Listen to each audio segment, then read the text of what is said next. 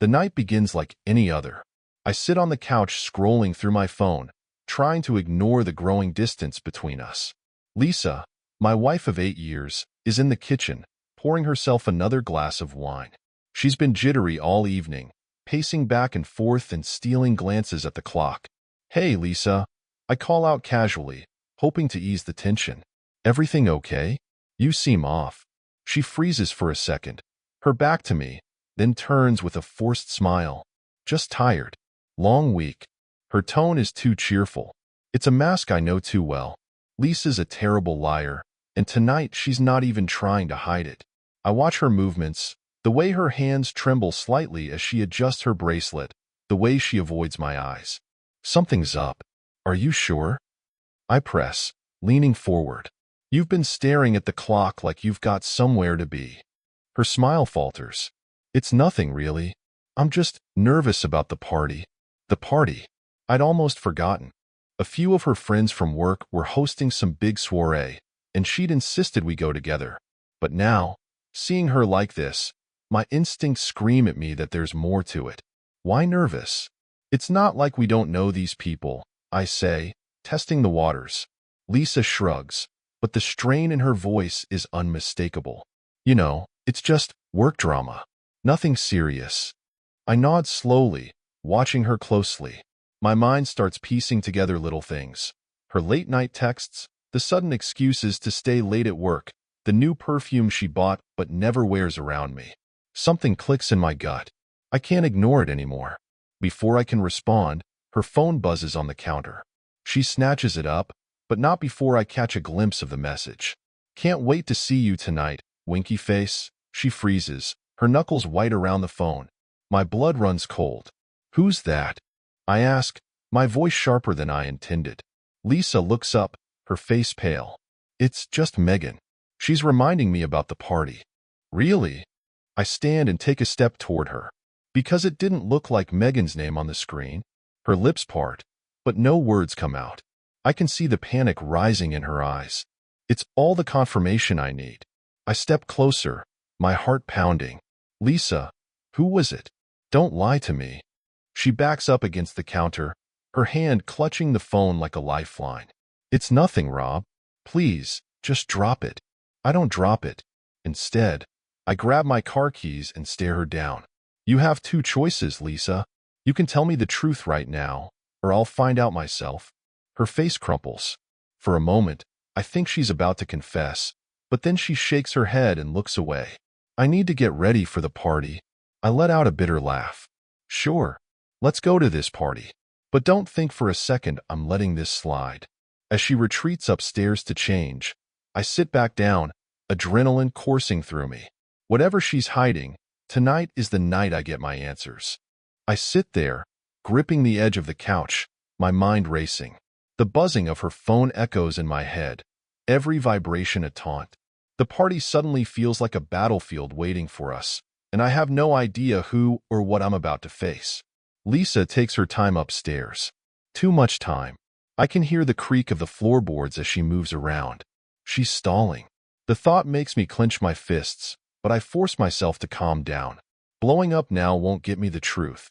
When she finally comes down, she's dressed to the nines, black dress, silver heels, makeup done to perfection. She looks stunning, but I don't feel any pride. Instead, I feel like I'm staring at a stranger. "You ready?" she asks, her voice wavering just enough to betray her nerves. I nod, grabbing my keys. "Yeah, let's get this over with." The car ride is tense. Neither of us says a word. Lisa stares out the window, avoiding my gaze, while I focus on the road, gripping the wheel like it's the only thing keeping me from exploding. The silence is suffocating. Finally, I break it. "Lisa, if there's something you need to tell me, now's the time." She stiffens but doesn't turn to look at me. "Rob, please. Let's just enjoy the party." I let out a bitter laugh. "Enjoy? Is that what we're calling this?" Her shoulders slump, but she doesn't respond. I shake my head, the weight of her silence pressing down on me. If she thinks she can keep me in the dark tonight, she's dead wrong. We pull up to the house, a sleek modern mansion with floor-to-ceiling windows glowing with warm light. The driveway is packed with luxury cars, and I feel like an outsider just stepping out of my modest sedan. Lisa hesitates for a moment, smoothing her dress nervously before walking toward the door. Who's going to be here? I ask, my tone sharp enough to make her flinch. Just coworkers. Friends, she says quickly, avoiding eye contact. As we step inside, the hum of laughter and clinking glasses washes over us. The house is packed with people, most of whom I don't recognize. Lisa immediately gravitates toward a small group of women near the bar, and I trail behind, scanning the room for any suspicious faces. Rob, why don't you grab us some drinks? Lisa suggests, her voice overly bright. I narrow my eyes but nod. Sure. One drink, and then we talk. Her forced smile wavers, but she doesn't argue. I head toward the bar, pretending to pour a drink while keeping an eye on her. She's laughing with her friends, but her eyes keep darting around the room, searching for someone. That's when I see him.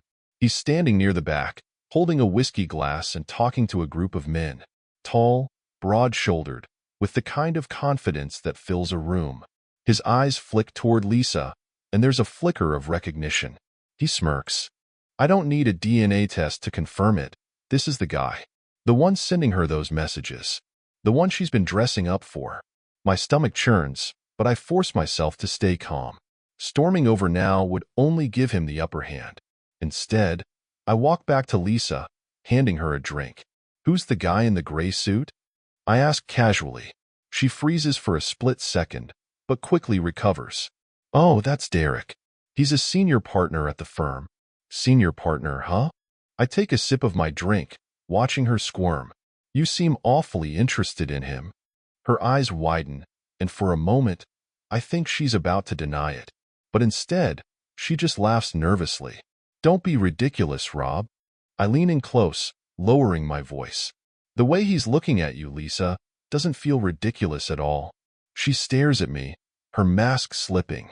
Rob, I don't know what you're implying, but I'm not implying anything. I cut her off. I'm just saying, if there's something you need to tell me, now would be a good time.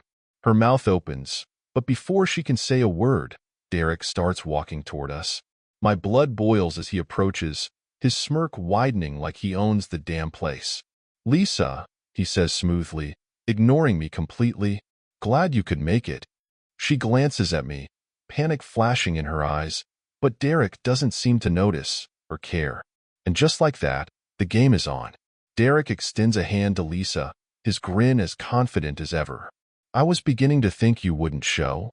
Lisa forces a tight smile, glancing nervously between us. Derek, this is my husband, Rob. His eyes flick to me for the briefest moment before returning to her. Ah, the husband, he says, his tone dripping with condescension. Nice to meet you. I don't take his hand. Instead, I cross my arms and glare at him.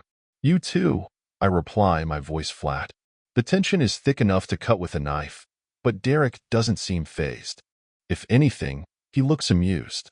Lisa's mentioned you a couple of times, he continues, ignoring my obvious hostility.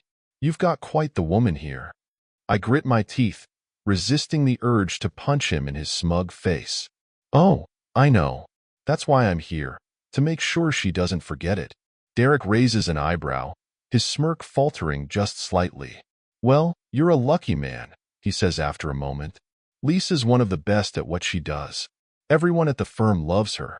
Lisa shifts uncomfortably, her cheeks flushing. Okay, Derek, that's enough, she says, her voice tight. Why don't you go check on the others? Derek chuckles, holding up his hands in mock surrender. Sure thing. Don't let me keep you two from enjoying the party. He turns and walks away, but not before throwing me one last smirk over his shoulder. My fists clench at my sides as I watch him disappear into the crowd. What the hell was that? I demand, rounding on Lisa. She looks genuinely rattled, but she quickly puts on a defensive front. Rob, stop. You're making a scene. A scene? I hiss, keeping my voice low. Lisa, that guy just undressed you with his eyes right in front of me, and you're telling me I'm making a scene? She bites her lip, glancing around nervously. It's not what you think, she says, but the words ring hollow. Then what is it, Lisa? I snap. Because from where I'm standing, it sure as hell looks like you've been keeping secrets.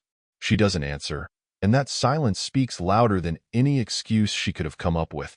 My chest tightens, the weight of betrayal sinking in deeper with every passing second. Fine, I say finally, my voice cold. You don't want to talk here? Let's go. She grabs my arm as I start to walk away. Rob, wait. Please. Can we just enjoy the night? I stare at her, incredulous. Enjoy the night? Are you kidding me right now?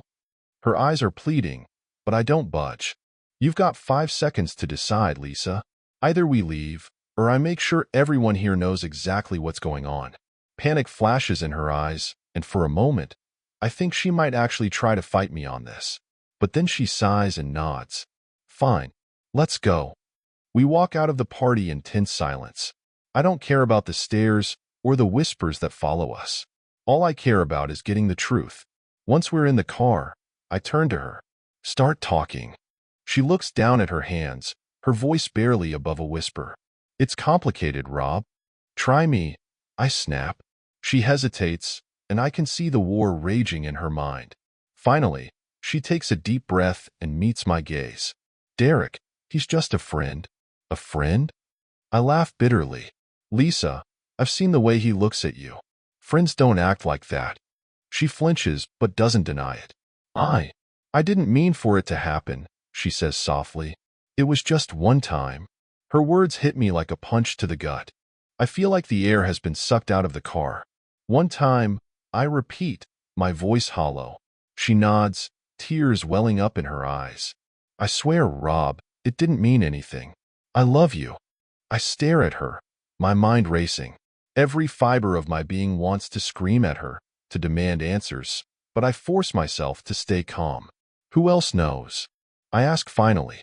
She looks confused. What? Who else knows about your little one-time? Does he brag about it at work? Do your friends know? Or am I the only one who's been in the dark? She shakes her head vehemently. No one knows, I swear. I didn't want to hurt you. Well, congratulations, Lisa, I say coldly. You did a hell of a job. She starts to cry, but I don't comfort her. I can't. The woman sitting next to me is a stranger, and I don't know if I'll ever be able to look at her the same way again. The drive home is agonizing. Lisa sniffles softly beside me, her shoulders hunched as though bracing for another blow. I keep my eyes fixed on the road, gripping the wheel so tightly my knuckles ache. Her confession echoes in my head, each word twisting the knife deeper. When we pull into the driveway, I kill the engine but make no move to get out. The silence stretches between us, heavy and suffocating. Rob, she begins, her voice shaky. Please, let me explain.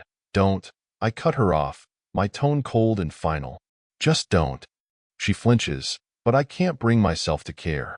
Every ounce of trust, every shred of love I had for her feels like it's been doused in gasoline and set ablaze. I can't even look at her without feeling sick. We sit there for what feels like an eternity before I finally speak. Here's how this is going to go. You're going to tell me everything, every detail, every lie, every moment you thought I wouldn't find out. And if I even suspect you're holding something back, I trail off, letting the weight of my words hang in the air. She nods slowly, wiping her tears with trembling hands. Okay, she whispers.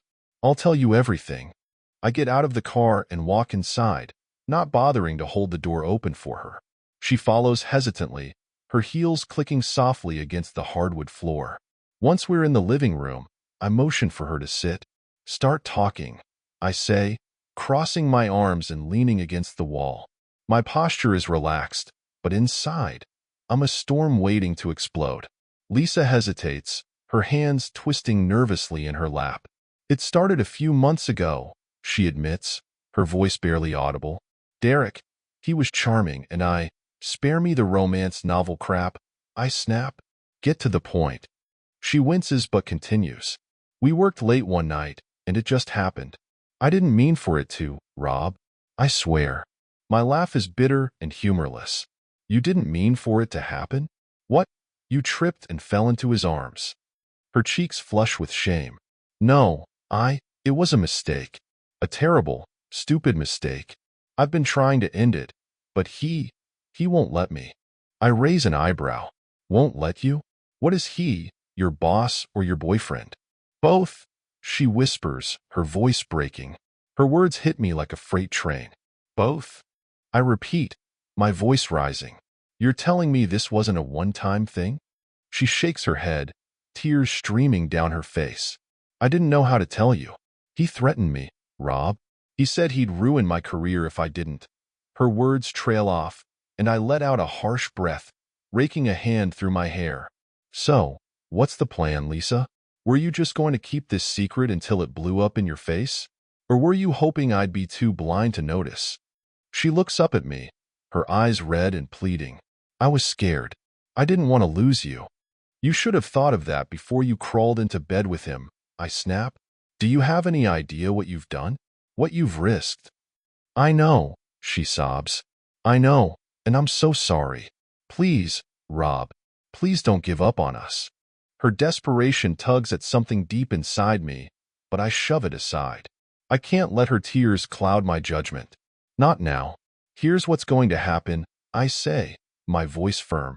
You're quitting that job. First thing Monday, you're handing in your resignation. She stares at me, wide-eyed. What? Rob, I can't. You can, and you will. I cut her off. I don't care if it's inconvenient or embarrassing. You're done working there.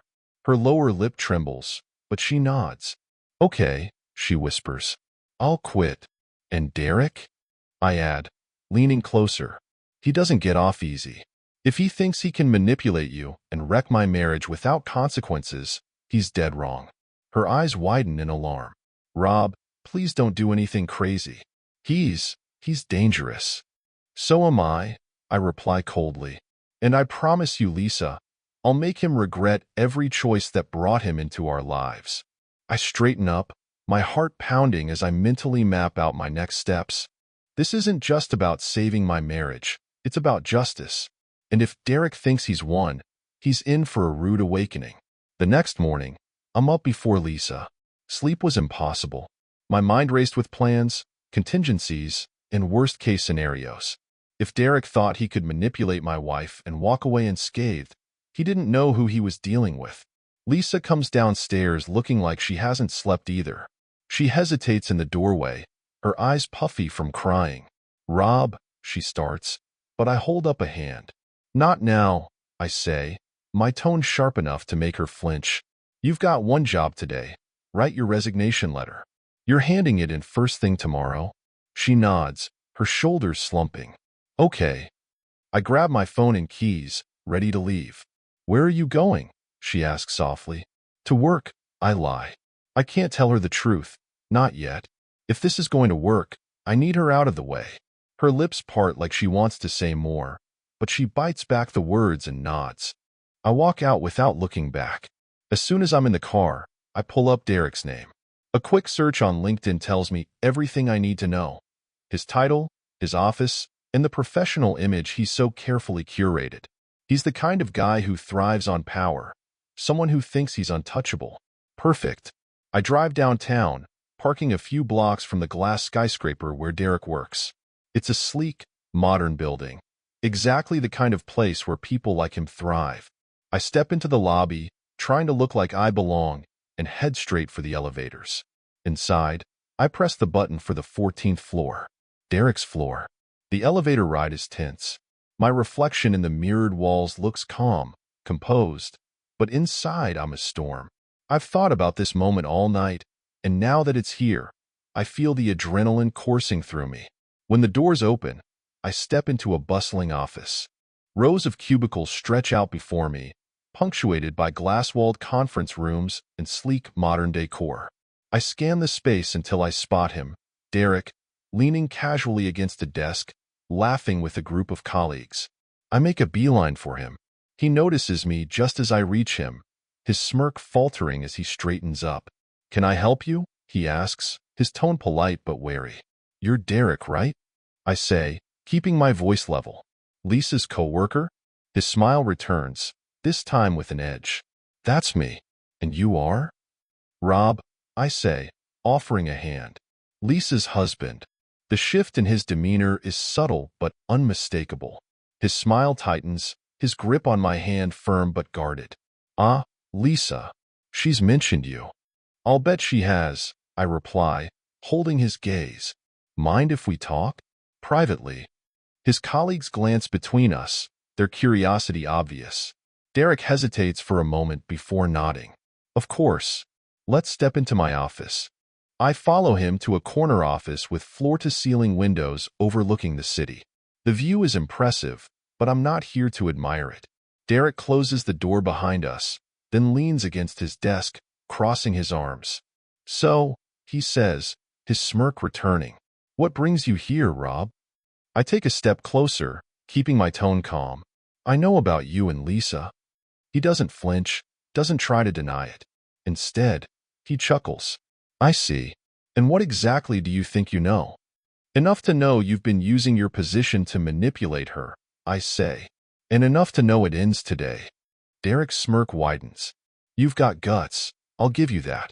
But let me give you some advice. Walk away. Whatever you think you're doing here, it's not going to end well for you." I take another step closer, my voice dropping. "That's funny. I was about to say the same thing to you." His smirk falters for the first time, and I press on. "You've crossed the line, Derek. You think you can use your title, your power, to intimidate people? Not anymore. You're going to stay away from Lisa, or I'll make sure everyone in this building knows exactly who you are." His eyes narrow, but I can see the uncertainty creeping in. "You're bluffing." "Try me," I say, pulling out my phone. "I've got screenshots, emails, messages. How do you think your superiors would feel about their golden boy abusing his authority?" His jaw tightens, and for a moment, I think he might call my bluff. But then he straightens up, his confidence wavering. "What do you want?" "First, you're going to keep your distance from Lisa," I say. "No contact, no retaliation, no games. Second, you're going to draft your resignation letter. If you don't, I'll make sure you regret it." He stares at me, his mind racing. Finally, he nods. "Fine."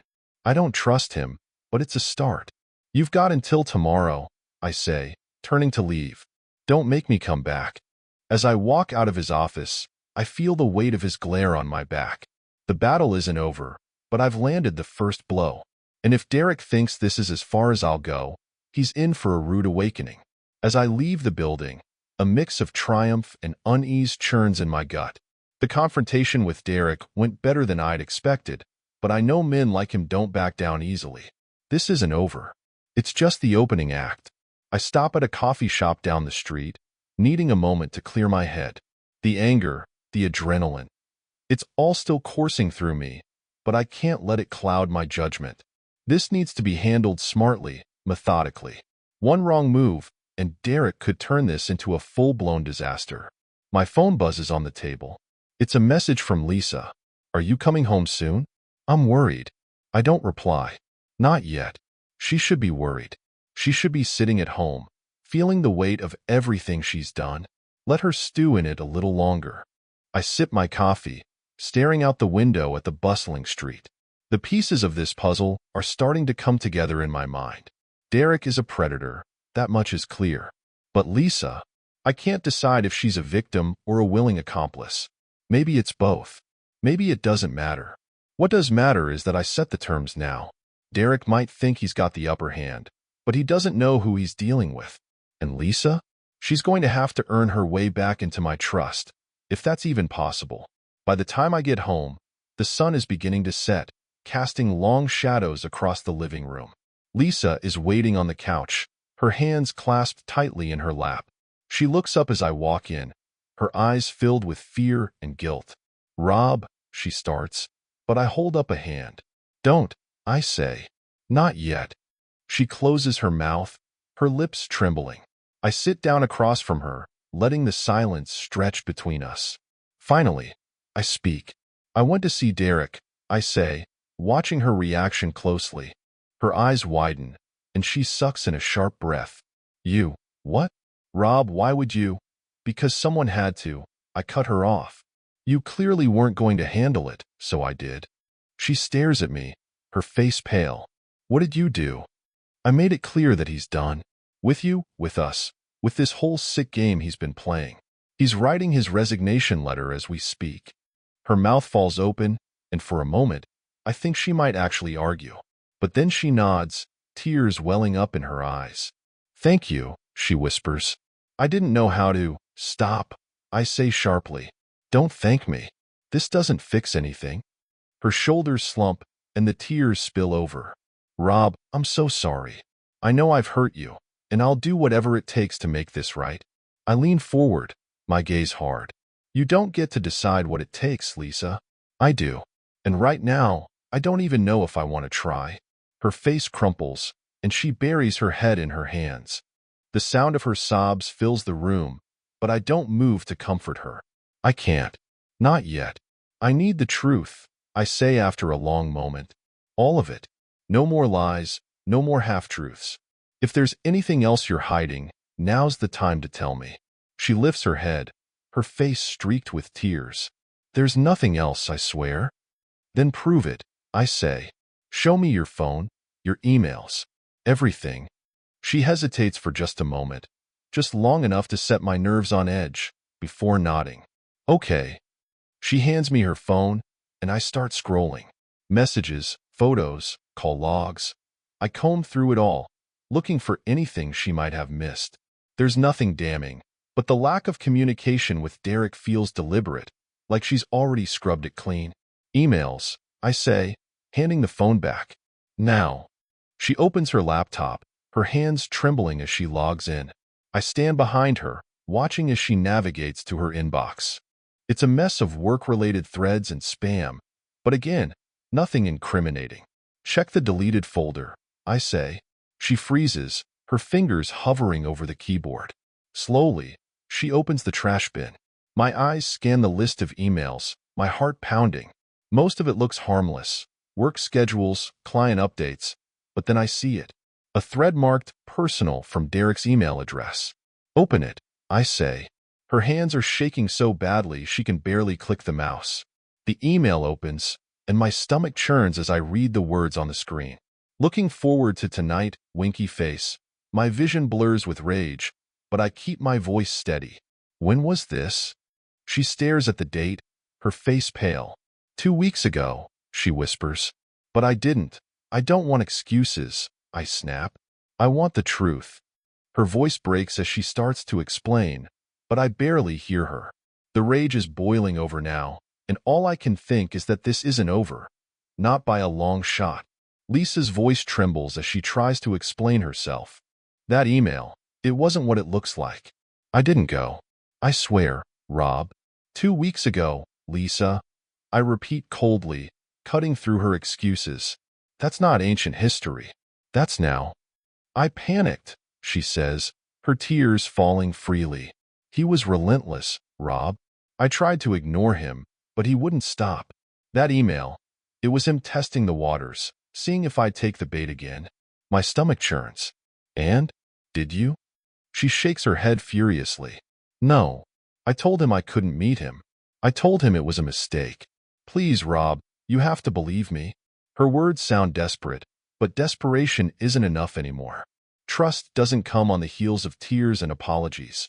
It's earned, brick by brick, and right now, she's standing in the rubble of what we used to have. Whether you showed up or not doesn't matter, I say, my voice like steel. The fact that he felt comfortable enough to send this means you didn't shut him down hard enough. And that's on you, Lisa. She nods, her sobs muffled by her hands. You're right, she whispers. You're right, and I hate myself for it. I don't answer. I'm not ready to forgive. Not yet. Maybe not ever. I pace the room, my thoughts swirling. This isn't just about what Lisa did. It's about what Derek tried to do. He thought he could take something that wasn't his, manipulate and control without consequences. That arrogance can't go unchecked. Did he ever threaten you directly? I ask, stopping to face her. She hesitates, then nods. Not outright, but he implied things. That if I didn't keep him happy, he could make work difficult for me. Or for us. A fresh wave of fury surges through me. And you let him hang that over you? What was I supposed to do? She cries. If I reported him, He'd twist it around and make me look like the bad guy. He's powerful, Rob. People like him always come out on top. Not this time, I mutter. What are you going to do? She asks, her voice trembling. I grab my phone and start scrolling through my contacts.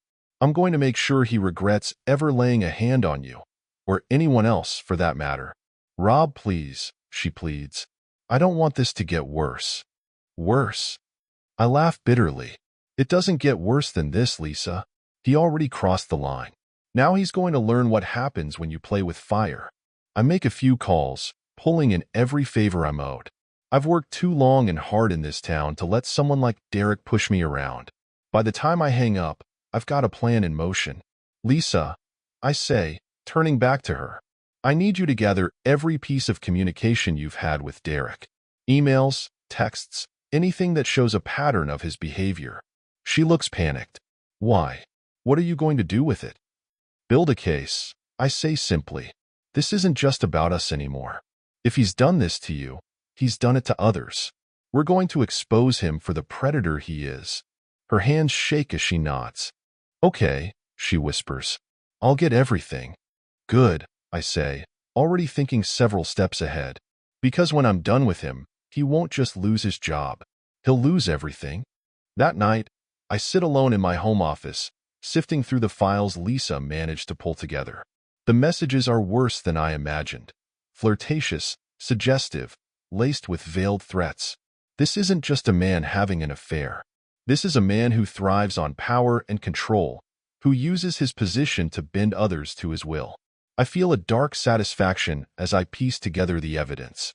Derek thinks he's untouchable, but he's about to learn how wrong he is. Around midnight, I receive a call from one of my contacts, a private investigator I worked with years ago. Got what you need, he says. You were right. He's been playing this game for a long time. You'll want to see this. He sends me a file, a dossier packed with details about Derek's other affairs, shady business dealings, and questionable financial records. The picture it paints is damning. Derek isn't just a cheater. He's a liability to everyone around him. I lean back in my chair, a grim smile tugging at my lips. This is more than enough to ruin him. The only question now is how far I want to go. When I return to the bedroom, Lisa is sitting up in bed, her eyes red from crying. She looks at me hopefully, but I don't soften. I've got what I need, I say. Tomorrow, we start tearing him down. Her voice is small. What about us, Rob? I hesitate for just a moment before answering. We'll see. Her face crumples, but I don't have the energy to comfort her. Not tonight. Tomorrow, Derek falls, and then I'll figure out what comes next for us. The next morning, I wake with a purpose. Derek's smug face flashes in my mind, fueling my determination. Lisa stays quiet as I get ready. She doesn't ask where I'm going, and I don't offer an explanation. The distance between us is palpable, but right now, I don't care. There's a bigger battle to fight. I drive straight to my investigator's office, a small, nondescript building tucked between a bakery and a dry cleaner. Inside, the investigator greets me with a grim nod and hands me a thick envelope. This should do it, he says. Emails, receipts, even a couple of photos. The guy's as dirty as they come. I flip through the contents, my anger growing with every page. Derek isn't just a workplace predator. He's involved in shady financial deals, unreported income, and even a harassment complaint that mysteriously disappeared. This is exactly the ammunition I need. What's your plan? The investigator asks, watching me closely. Expose him, I say without hesitation. He's built his reputation on lies and intimidation. It's time to pull the rug out from under him. He nods. Just be careful. Guys like him don't go down without a fight. I leave with the envelope in hand, my next steps clear in my mind. Derek's power comes from the image he's crafted, the respect he commands. If I can shatter that image, he'll have nothing left. Back at home, I find Lisa sitting at the kitchen table, her laptop open. She looks up as I walk in, her expression a mix of hope and fear. I found more emails, she says softly. They were buried in an old folder, but here. She pushes the laptop toward me, and I glance at the screen. The messages are more of the same. Flirty, manipulative, dripping with arrogance. It's disgusting, but it strengthens my case. Good, I say, sitting down across from her. This is exactly what I needed. She hesitates, biting her lip. Rob, do you really think this will work? I meet her gaze, my voice firm. It's not about if. It will work. Derek thinks he's untouchable, but I'm going to prove him wrong. She nods, but I can see the doubt lingering in her eyes. I don't blame her. She's seen what people like Derek can do when they're cornered. But I'm not scared of him. I've got too much to lose. I spend the next few hours compiling everything into a neat, airtight package. Emails, financial records, testimonials. It's all there. A damning portrait of a man who thought he was above the rules. By the time I'm done, I've created a dossier so detailed it could take down a corporation. Now comes the fun part. I draft an anonymous email and attach the dossier. My recipients are carefully chosen. The HR department at Derek's firm, a couple of key executives, and a journalist I know who specializes in exposing corporate corruption. I keep the tone professional, the evidence undeniable. When I hover over the send button, my heart pounds.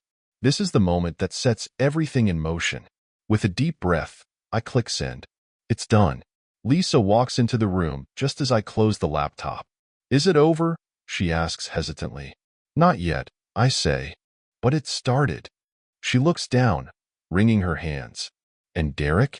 What if he retaliates? I stand, placing a hand on her shoulder. He won't. He'll be too busy cleaning up the mess I just sent his way. Her eyes fill with tears, but she nods. Thank you, Rob, for everything. I don't respond. I can't. The wounds are still too fresh. Instead, I walk past her and head to the garage. I need space, time to think about what comes next. By mid-afternoon, the fallout begins. My phone buzzes with a text from my journalist contact. This is gold. Going live with it tomorrow? I smirk, picturing Derek's face when he sees the article. He won't be able to talk his way out of this. His reputation, his career, it's all about to come crashing down. Later that evening, I check the firm's website. Derek's name and photo have already disappeared from the leadership page. A small, satisfied smile tugs at my lips. The mighty Derek, reduced to nothing in less than a day. Lisa approaches me cautiously, her expression tentative. What now? She asks. I take a deep breath, turning to face her. Now, we see what kind of person you want to be. Her eyes widen, and I can see the pain in her expression. I'll do whatever it takes, she says earnestly. I just want to fix this. I nod, though the weight in my chest doesn't lighten. One step at a time, Lisa. Trust doesn't come back overnight. She nods, her tears spilling over, and for the first time, I see a flicker of the woman I fell in love with. Maybe there's hope. Maybe not. But one thing's for sure, Derek won't be a problem anymore. The next morning, the storm begins to roll in. I'm sitting at the kitchen table with a mug of coffee when my phone vibrates. It's a notification from a news app, and the headline makes me smirk. Corporate star under fire. Allegations of misconduct rock top executive. The journalist didn't waste any time. I skim through the article, my satisfaction growing with every word. The piece lays everything bare. Derek's inappropriate behavior, his shady financial dealings, and even an anonymous testimony from one of his former victims. The firm's HR department is quoted as launching a formal investigation, and sources close to the matter suggest Derek has been placed on indefinite leave. It's exactly the kind of public humiliation he deserves. Lisa walks into the room, her face pale and drawn. It's all over the news, she says, her voice barely above a whisper. My phone's been blowing up. People from work, they're asking questions. I nod, taking another sip of coffee. Good. Let them ask. She hesitates, hovering near the counter. Do you think he knows it was us? I set the mug down and look her square in the eye. It doesn't matter if he knows. He can't touch us now. Her gaze drops, and she nods. I still feel guilty. Guilty? I laugh bitterly. Lisa, you shouldn't feel guilty for exposing a predator. If anyone should feel guilty, it's him, and you, for letting it go this far. She flinches at my words, tears welling up in her eyes. Part of me wants to soften, to reach out and comfort her, but I can't. Not yet. The betrayal still feels too raw, too fresh. What happens now? She asks, her voice trembling. That depends on you. I say evenly. You're quitting the firm today, right? Yes, she says quickly. I already have the resignation letter ready. I'll send it this morning. Good, I say. And after that, we take it one day at a time. I'm not making any promises, Lisa. This isn't something you can fix with words. I know, she whispers, her tears spilling over. I'll do whatever it takes, Rob. I just want to make this right. Her words hang in the air, but I don't respond. Instead, I grab my keys and head out the door. I need to clear my head, and the house feels too stifling with her guilt and my anger lingering in every corner. Driving aimlessly through the city, I find myself replaying everything that's happened. The lies, the betrayal, the humiliation. It's all still so vivid, like fresh wounds that refuse to heal. I don't know if I can ever forgive Lisa, but part of me wonders if it's worth trying. We've built a life together, shared dreams, made plans. Do I just throw it all away? The question gnaws at me as I pull into a park and sit on a bench overlooking the lake. The still water reflects the storm brewing in my chest, and I feel the weight of it pressing down on me. My phone buzzes again. It's a text from my investigator. Derek's house just got raided. IRS involved now. I let out a low whistle, surprised but not entirely shocked.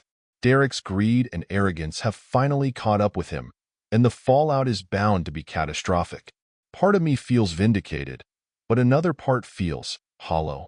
Taking him down doesn't erase the damage he's done to my marriage. When I get home, Lisa is sitting on the couch, staring at her phone. She looks up as I walk in, her expression tentative. I sent the resignation letter, she says quietly. It's done. Good, I reply, dropping my keys on the counter. She stands, wringing her hands nervously. Rob, I know you're still angry, and you have every right to be, but I need you to know. I love you. I've always loved you. I meet her gaze, my voice calm but firm. Love isn't just words, Lisa. It's actions. And right now, your actions have left me questioning everything. Her face crumples, but she nods. I'll prove it to you, she whispers. Every day, I'll prove it. For the first time, I feel a flicker of hope. It's faint, fragile, but it's there. Maybe we can rebuild. Maybe not. But for now, I'm willing to take it one step at a time. As I head upstairs to clear my thoughts, my phone buzzes one last time. It's another message from the investigator. Derek's been arrested. No way he's coming back from this. I smile grimly. One battle is over. Now, it's time to figure out if the war can end in peace, or if I need to walk away for good. The days that follow feel surreal, like living in the aftermath of a hurricane. Derek's scandal spreads like wildfire, consuming every corner of his professional and personal life. His arrest makes the front page of every major news outlet. The charges piling up: embezzlement, harassment, fraud. His name, once revered in his circles, is now synonymous with disgrace. For the first time in weeks, I feel a small sense of relief. One piece of this nightmare is over. Derek is out of the picture, and with him gone, Lisa has no excuse to stay tethered to the life that pulled her away from me. But that's only half the battle.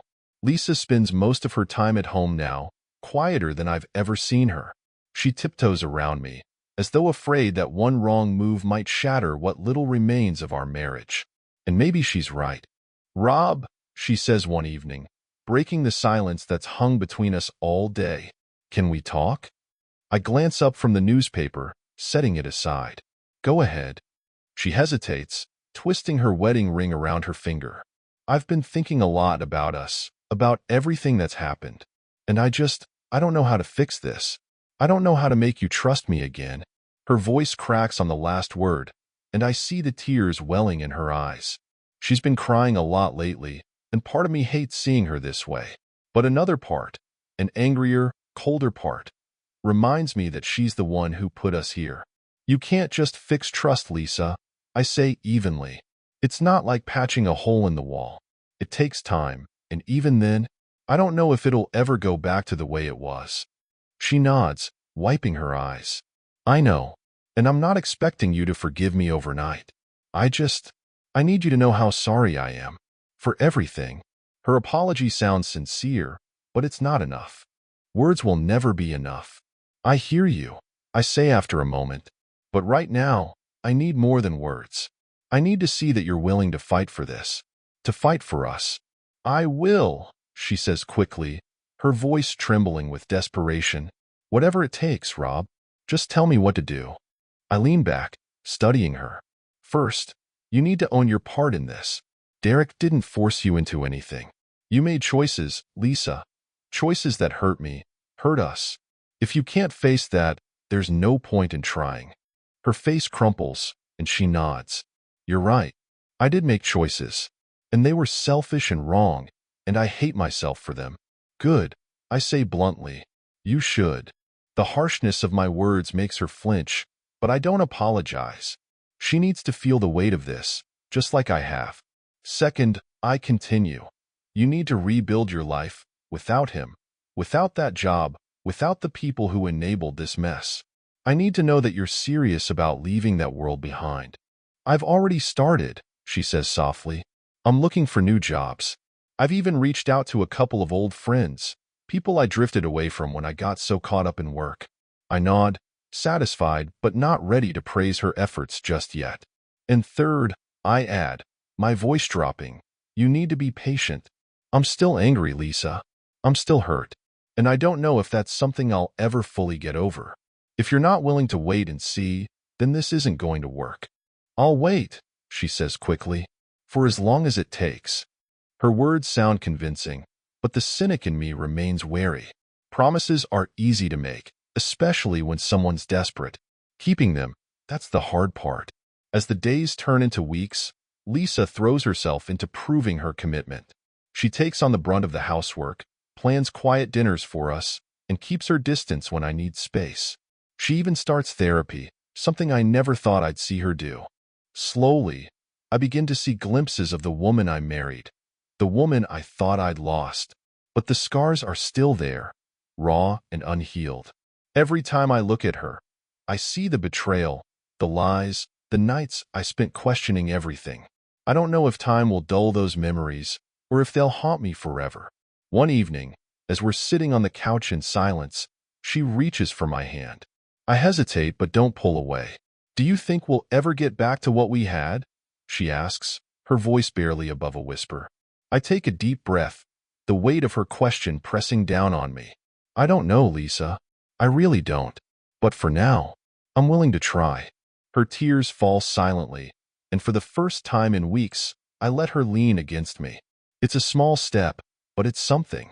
As the night stretches on, I stare at the ceiling, wondering if trying is enough. Part of me still aches for the life we had, but another part wonders if it's time to start fresh, alone.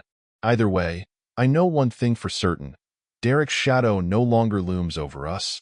The rest is up to us. The next morning, I wake up before Lisa. She's still curled up on her side of the bed, her face softened in sleep. For a moment, I watch her, wondering if the weight of everything we've been through shows in her dreams. Then I shake the thought away. It's too early for sentimentality. I head downstairs and pour myself a cup of coffee, staring out the window as the early sunlight filters through the trees. The question that's been gnawing at me for weeks refuses to leave. Can I ever truly forgive her? It's not just about Derek. It's about everything that led up to him. Lisa's growing distance, the choices she made, the trust she broke. Even with him out of the picture, the damage he left behind feels impossible to erase. Lisa comes downstairs an hour later, her hair still tousled from sleep. She hesitates in the doorway, like she's afraid to disrupt my thoughts. "Morning," she says softly. "Morning," I reply, not looking at her. She pours herself a cup of coffee and sits across from me. For a while, neither of us speaks. It's a familiar silence, but it feels heavier than it used to, weighted with everything we've left unsaid. "I've been thinking," she says finally, her voice tentative.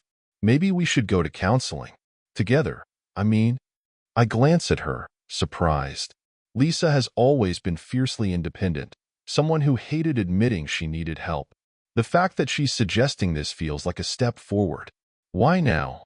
I ask, my tone neutral. She shrugs, looking down at her mug. I know I can't fix this on my own, and I want us to have a chance, Rob. I want to understand what went wrong and how we can make it better. Her honesty catches me off guard. For the first time in weeks, I feel a flicker of something other than anger, something that feels dangerously close to hope. All right, I say after a long pause. Let's give it a shot. Her eyes widen slightly, and she nods. Thank you. I nod back, though the doubt still lingers. Agreeing to counseling doesn't mean I've forgiven her. It just means I'm willing to see if there's anything left worth saving. The following week, we have our first session.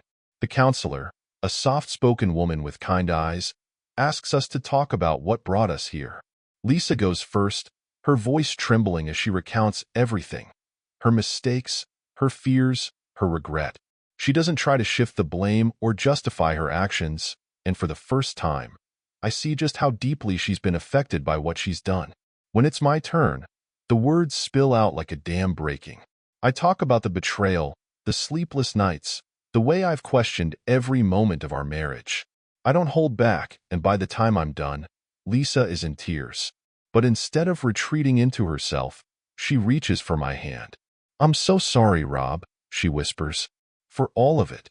Her sincerity feels real, and for the first time, I let myself believe that maybe, just maybe, she means it. The weeks that follow are a blur of small steps forward and inevitable setbacks. Some days, it feels like we're making progress.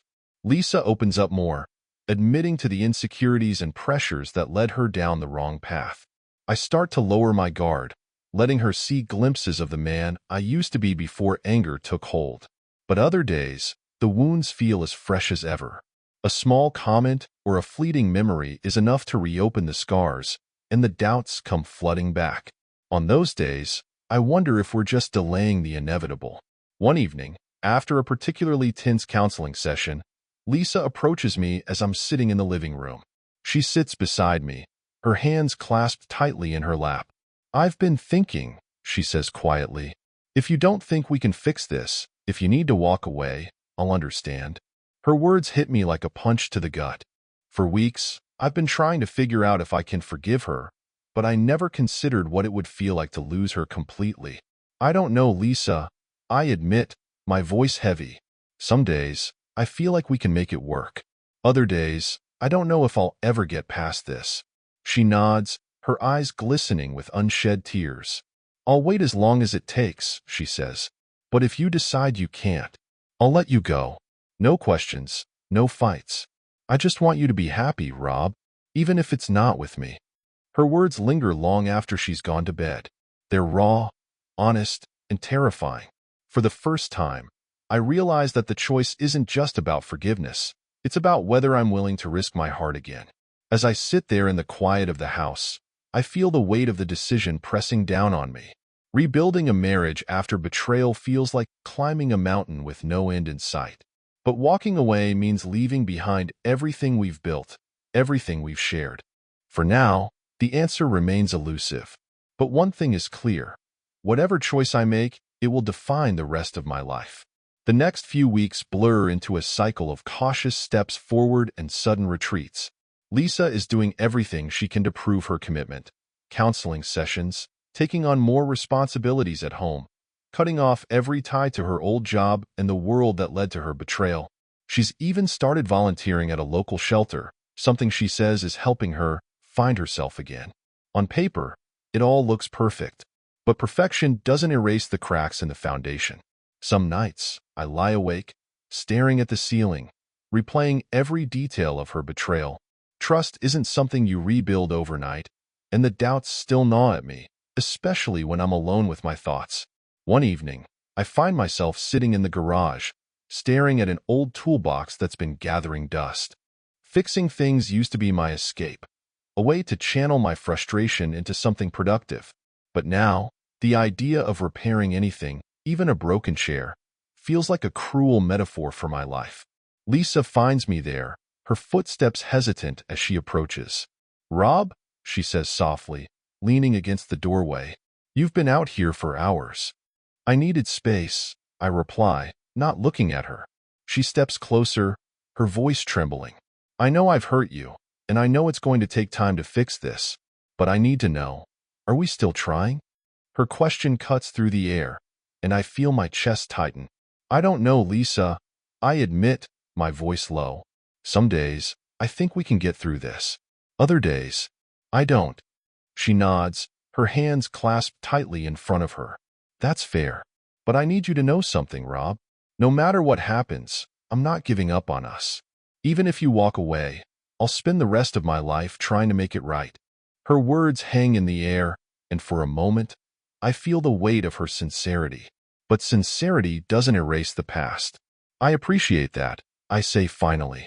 But it's not just about you proving yourself, Lisa. It's about whether I can live with this, whether I can forgive.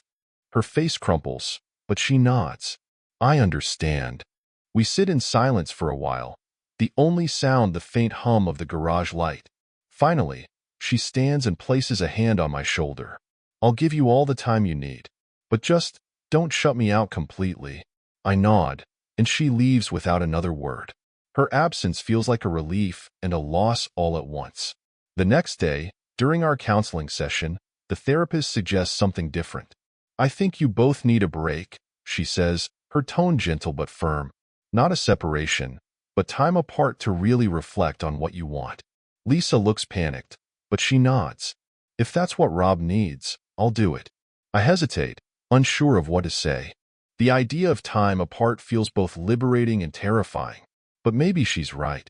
Maybe distance is the only way to gain clarity. Okay, I say finally. Let's try it. We set the terms carefully. Lisa will stay with her sister for 2 weeks, giving us both the space to think without the constant tension of being under the same roof. It feels like a step backward, but maybe that's what we need. The first night without her is strange. The house feels too quiet, too empty. I miss the sound of her moving around, the smell of her perfume lingering in the air. But I also feel a sense of relief, like I can finally breathe without the weight of her presence pressing down on me. Over the next few days, I throw myself into work and hobbies, trying to distract myself from the ache in my chest. But the questions don't stop. Can I forgive her? Can I move past this? Or has too much damage been done? One evening, as I sit alone in the living room, my phone buzzes with a text from Lisa. It's a photo of a sunset, accompanied by a simple message, "Thinking of you." I stare at the screen, my emotions tangled in a mess of longing and anger. I want to respond, but I don't know what to say. Instead, I set the phone down and pour myself a drink, hoping the alcohol will quiet the storm inside me. As the days pass, I start to notice something unexpected. Without the constant reminders of Lisa's betrayal, the anger begins to fade, replaced by something else, an aching sense of loss. I miss her laugh, her smile, the way she used to curl up next to me on the couch. I miss the life we had before everything fell apart. But is missing her enough? By the time the 2 weeks are up, I feel no closer to an answer. When Lisa returns, her face is hopeful but guarded, and I can tell she's as nervous as I am. "Welcome home," I say, my voice softer than I intended. "Thanks," she replies, her smile tentative. "How was the break?" "Quiet, I admit, but necessary." She nods, her eyes searching mine. "And? Did it help?" I hesitate, the weight of my decision pressing down on me. "It gave me perspective," I say slowly, "and I think maybe we still have a chance." Her eyes fill with tears, and for the first time in weeks, I feel a flicker of hope. Maybe we can rebuild. Maybe this isn't the end after all. Lisa stands there, her eyes filled with tears, and for the first time in what feels like forever, I see genuine relief on her face. It's not the triumphant kind of relief that says she's won. It's quieter, more vulnerable, as though she's afraid to believe that we might actually have a chance. "Thank you," she whispers, her voice trembling. "Thank you for giving us this chance." I nod, my chest tightening. "Don't thank me yet," I say. "This doesn't mean everything's fixed. It just means I'm willing to try." Her tears spill over, but she nods, wiping them away quickly. "I'll do whatever it takes," she says. "I promise, Rob. I won't let you down again." I want to believe her. God, do I want to believe her? But part of me is still bracing for the worst.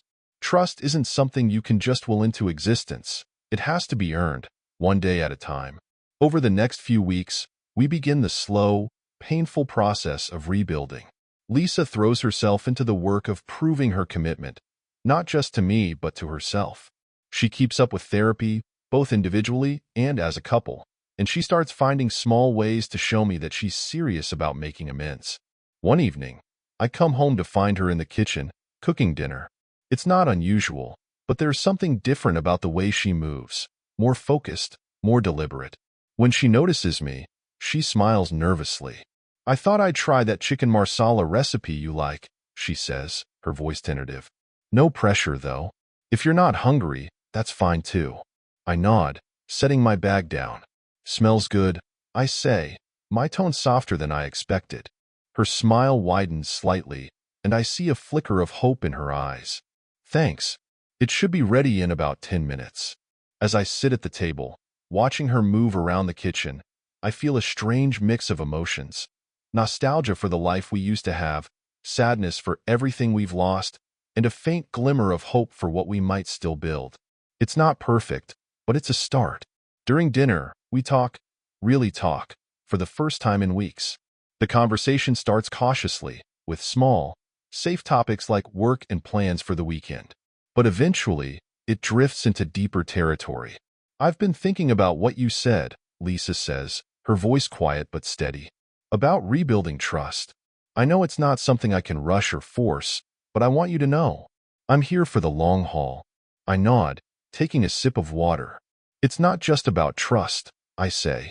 "It's about us. About whether we can find our way back to being a team." She looks down at her plate, her expression pensive. "I think about that too," she admits. "Every day. And I know I can't undo what I've done, but I want to believe we can get there." Her honesty catches me off guard. For so long, I've been waiting for her to slip up, to give me an excuse to walk away. But in this moment, I see a glimpse of the woman I married, the woman I fell in love with. "I want to believe that too," I say quietly, "but it's going to take time and patience from both of us." She nods, her eyes glistening. "I know, and I'm ready for that." The weeks turn into months, and slowly, we start to find a new rhythm. It's not the same as before, too much has changed for that, but it's something. We talk more openly, we laugh a little more, and we begin to share small moments of connection that feel genuine. One night, as we're sitting on the couch watching a movie, Lisa leans her head against my shoulder. It's a simple gesture, but it feels monumental. For the first time in months, I don't pull away. "Rob," she says softly, her voice barely audible. "Thank you for staying." I glance down at her, my chest tightening. "We're not there yet," I say, "but we're trying. That's what matters." She nods, her smile faint but genuine. "I'll keep trying. Every day." As the movie plays in the background, I let myself relax for the first time in what feels like forever. The road ahead is still uncertain, but for the first time, I feel like we're walking it together. The months that follow are filled with quiet progress and uneasy milestones. Lisa's determination never wavers, but rebuilding what we had is proving to be harder than either of us anticipated. Trust may grow in tiny increments, but suspicion and doubt still linger in the background, shadows that refuse to fade. We spend our evenings together more often now, cooking dinner, watching old movies, or simply sitting on the porch with a glass of wine. It's not glamorous, but it feels like progress, small moments that remind me of why I fell in love with her in the first place.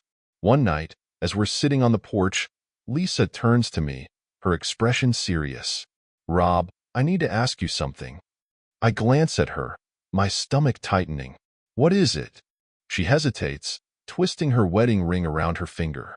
"Do you think you'll ever forgive me? Fully, I mean." Her question catches me off guard, and for a moment, I don't know how to answer. Forgiveness is a heavy word, one that feels almost impossible in the wake of everything that's happened. "I don't know," I admit finally.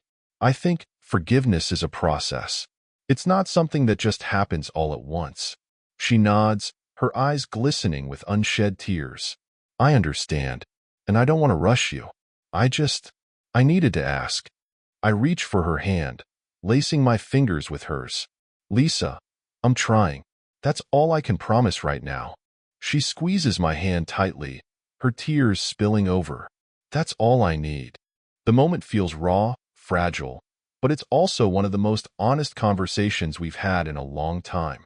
For the first time, I start to believe that maybe, just maybe, we can find a way forward. But the road isn't without its challenges. One afternoon, as I'm cleaning out the garage, I come across an old photo album tucked away in a dusty box. Flipping through the pages, I'm hit with a wave of nostalgia. Pictures of vacations, birthdays, lazy Sundays on the couch. It's a snapshot of a life that feels like a distant memory. Lisa comes into the garage and sees me holding the album. Her face softens, a wistful smile playing on her lips. I haven't seen that in years. Me neither, I say, my voice quiet. She steps closer, peering over my shoulder. Remember that trip to Maine? She asks, pointing to a photo of us standing on a rocky beach, her arms wrapped around my waist. I nod, my chest tightening. Yeah, it was one of the best trips we ever took. Her smile falters, and I can see the pain in her eyes. I want that back, she says softly. I want us to have moments like that again. I set the album down, turning to face her. So do I admit. But we can't just go back, Lisa. We have to build something new. She nods, her tears glistening in the sunlight streaming through the garage window.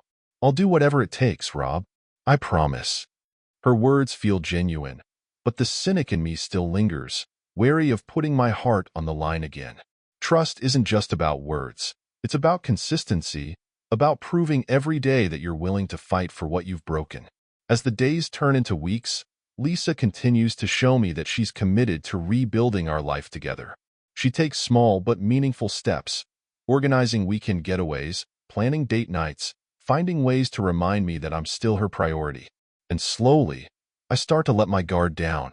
One evening, as we're walking through the park near our house, she stops suddenly, pulling me toward a bench overlooking the lake. The sun is setting, casting the water in hues of gold and orange. Rob, she says, her voice steady. I know I've said this 1,000 times, but I need to say it again. I'm so sorry. For everything. For hurting you. For betraying your trust. For all of it. I look at her, the vulnerability in her expression taking me by surprise. Lisa, no, let me finish, she says, her voice trembling. I don't expect you to forget what I've done, and I don't expect you to forgive me all at once. But I need you to know that I love you. And I'll spend the rest of my life proving that to you. Her words hang in the air, raw and unguarded. For a long moment, I don't say anything. Then, slowly, I reach for her hand. I know, I say quietly, and I'm starting to believe you. Her tears spill over, but this time, they're tears of relief. As the sun dips below the horizon, casting the world in soft twilight, I feel the faintest flicker of something I haven't felt in a long time, hope. The days following our conversation at the lake feel lighter somehow, as if the weight between us has shifted. It's not gone, not completely, but for the first time, I feel like we're moving in the same direction. Lisa continues to show her commitment in the small, quiet ways that matter most, ways that can't be faked. One evening, we're sitting in the living room, a bottle of wine between us, when my phone buzzes. I glance at the screen and freeze. It's a text from an old coworker, someone I haven't spoken to in years. Rob, just saw the news. Heard about Derek. You okay?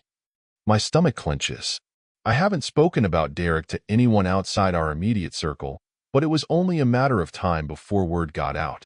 The scandal surrounding his arrest was too big to stay contained. What is it? Lisa asks, noticing the tension in my posture. I hand her the phone. She reads the message, her face paling. Do you think they know? She whispers. I shrug. Does it matter? People talk.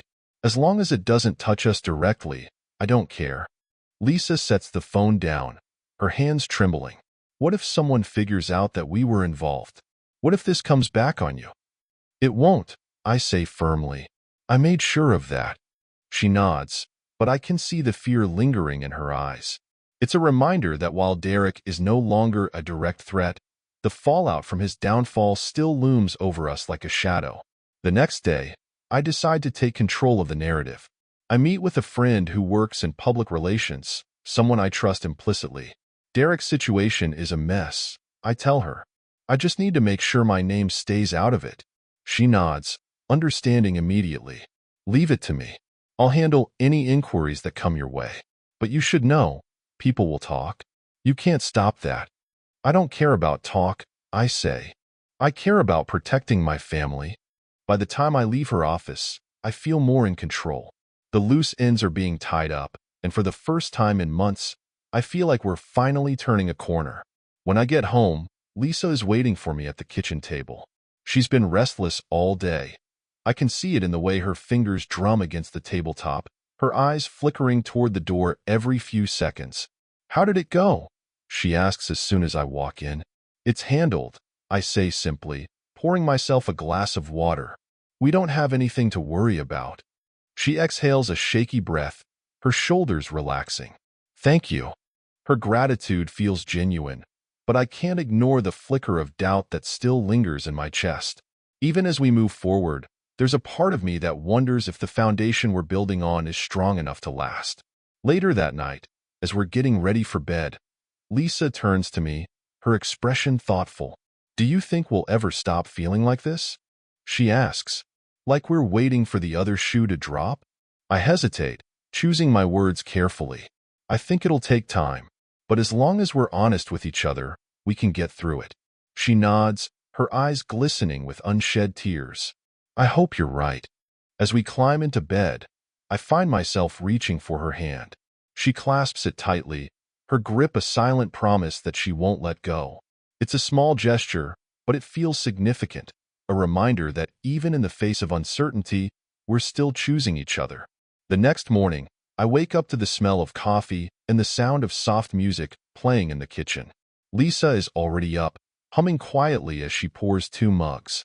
For the first time in a long time, the sight of her fills me with something other than anger or sadness. It's not quite joy, but it's close.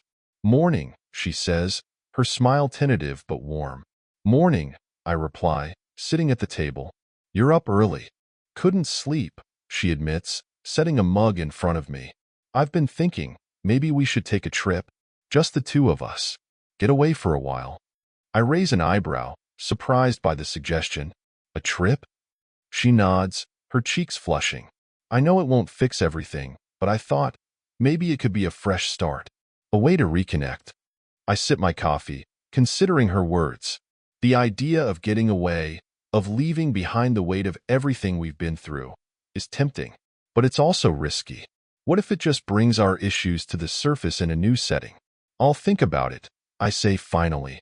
Her smile falters slightly, but she nods. That's all I ask. As I watch her move around the kitchen, a thought strikes me. Maybe this is what rebuilding looks like. Not grand gestures or sweeping promises, but small steps, day by day. Maybe that's enough. The idea of a trip lingers in my mind throughout the day. At first, I'm hesitant. Getting away from the routines we've built feels risky, like it could shake loose the fragile progress we've made. But then again, maybe that's exactly what we need. A chance to step out of the shadows of the past and see if there's something worth saving. That evening, as Lisa sets dinner on the table, I make up my mind. Let's do it, I say, my voice breaking the quiet. She looks up, her eyes wide. The trip? I nod. Yeah, just us. No distractions, no outside noise. Her face lights up with a tentative hope I haven't seen in months. Really? Really, I confirm. But I have one condition.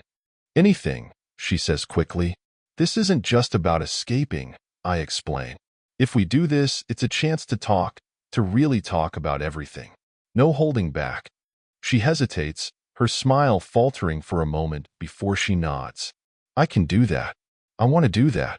We spend the next week planning, settling on a quiet cabin by the lake. Isolated, but not too far from home. It feels fitting, a place where we can strip away all the noise and distractions and focus on what matters.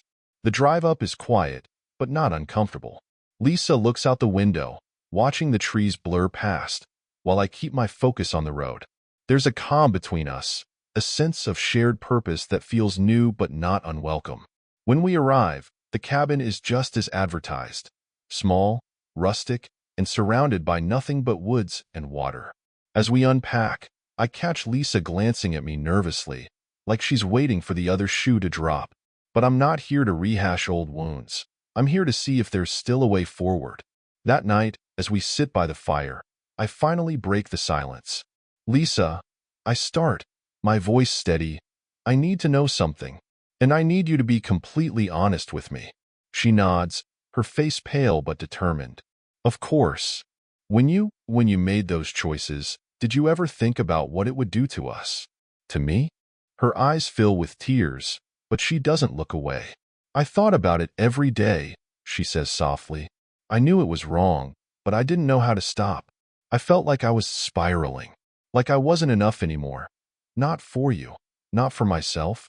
And instead of talking to you, I made the worst mistake of my life. Her honesty catches me off guard, and for a moment, I don't know how to respond. Finally, I nod. Thank you for telling me.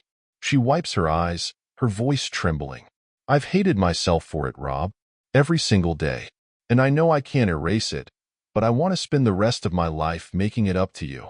I look into the fire, the flames flickering like the doubts still burning in my chest. I want to believe that, I say quietly. I really do.